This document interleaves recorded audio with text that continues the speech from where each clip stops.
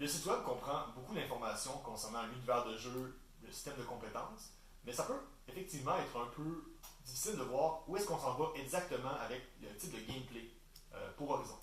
Donc, Une des choses qui va être souvent offerte, c'est des missions corporatives. Il va aussi avoir des animations à l'extérieur du jeu, mais qui sont en jeu. Dans certains GM, on appelle ça des donjons, dans d'autres, on appelle ça des scènes.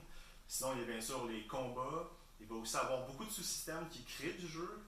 On peut passer par exemple au système de géologie qui est un peu un genre de capture de flag. On a aussi le système d'innovation qui va encourager la découverte scientifique. Le système de chasse de primes, ben là, c'est justement de chasser des primes, donc peut-être des combats, sinon un peu plus des affaires de roublard. il va y avoir des luttes politiques entre les différentes factions qui peuvent se manifester par des jeux d'espionnage, par du trafic d'influence, par peut-être de l'intimidation brutale. On va voir comment le jeu va se manifester par rapport à ça.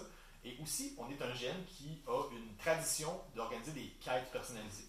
Dans le cas d'Horizon, ces quêtes-là vont souvent être orientées vers des factions corporatives spécifiques ou des groupes de joueurs qui partagent certains éléments communs, comme une association un peu illégale ou différentes choses que vous pourrez voir en jeu.